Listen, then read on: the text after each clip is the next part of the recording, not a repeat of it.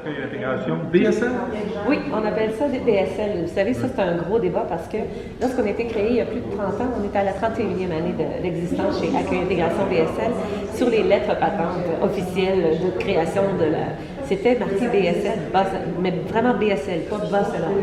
Mais là, aujourd'hui, ça porte à confusion un peu parce que, voyez-vous, il y a plein de centres de services pour les immigrants qui émergent dans toutes les municipalités presque du Bas-Saint-Laurent. Donc, on ne couvre pas le Bas-Saint-Laurent. On est Rimouski-Neige, c'est très important. Donc, tu accueilles circulation. Ben, en fait, on ne peut pas changer notre nom sans passer à travers un processus très complet. Il faudrait fermer la corporation et réouvrir un autre. Fait qu'on garde le nom, mais c'est vraiment le territoire qui est ciblé à Rimouski-Neige. Bon. Bonne nouvelle, on peut dire qu'on revient une formule pas mal régulière après 2 ans un peu de perturbation. Oui, on est très contents cette année parce que c'est excitant pour nous, parce que c'est un événement qui est tellement... on a le goût de célébrer après la COVID, on a vu les fêtes du Saint-Laurent, comment ils ont attiré, comment il y a aussi l'exposition agricole. Je pense que les gens ont soif de vivre des moments intéressants, de grands-pères, de profiter de la présence des gens et de célébrer ensemble. Fait que ça, pour nous, c'était vraiment important cette année. Ça nous a fait vraiment plaisir de magasiner les gros, de regarder le concept et de pouvoir inviter aujourd'hui la population à venir se joindre. Un des aspects qui est quand même intéressant, c'est la dégustation de mets internationaux. C'est un petit peu plus compliqué cette année pour différentes raisons. C'est plus complexe cette année parce que nous, ce qu'on fait, on invite tous les traiteurs, toutes les personnes qui font de la nourriture, qui peuvent de partout. On avait même invité des gens locaux. Mais on a eu beaucoup de refus parce que les gens, ils manquent de personnel, de un. Et il y a même aussi plusieurs commerces qui avaient fermé leurs portes. Donc, c'était une année plus difficile pour recruter. Fait qu'on a au moins 4 personnes qui vont être là, qui incarnent la cuisine. Cyrielle, avec Chalra. Il y a Camino Plancha, qui est la cuisine vénézuélienne. Et nous avons la Rosée Sable avec Mme Malika. Mon Dieu, le quatrième m'échappe, mais tout est bien documenté sur notre site. Et là, ça fait aussi 2 ans qu'on ne se retrouve pas.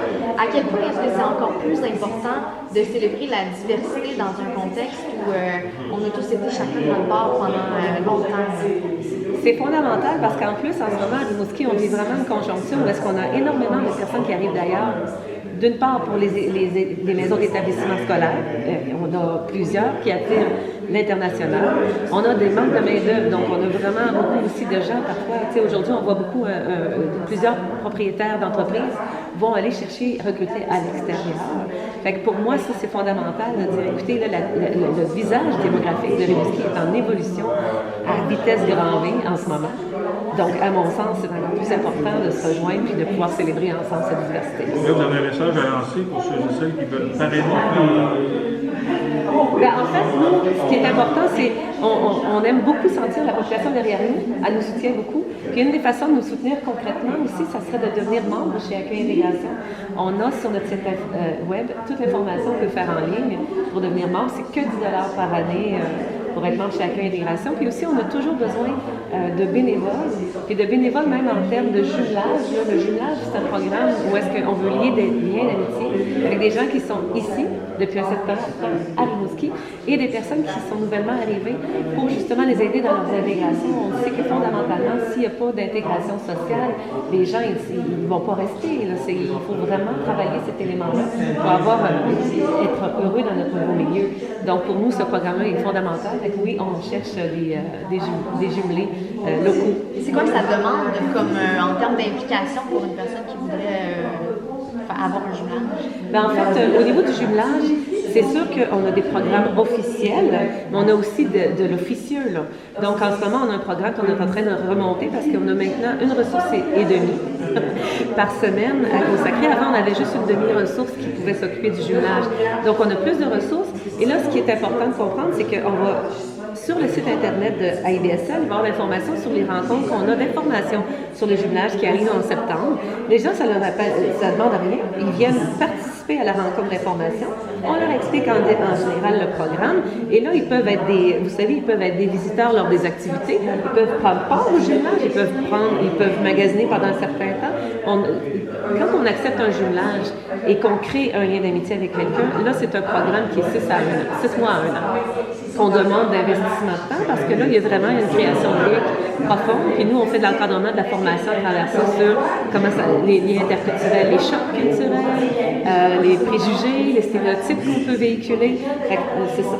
On accompagne le processus de jumelage, là, justement, pour que ce soit plaisant. On a des activités. Comme là, vers la fin du mois d'août, on va aller au musée avec des personnes issues de l'immigration et des personnes locales. Puis on commence là notre programme de jumelage là, avec des activités régulières. Merci beaucoup. Qu'est-ce que vous aimeriez dire aux gens qui ne seraient pas portés à croire que le festival s'adresse à eux nécessairement? Mais j'ai envie de juste leur dire, venez voir, voyez-vous, les activités sont gratuites.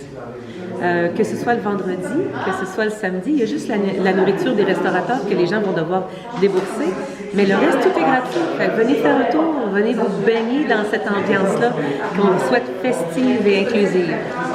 Super, merci.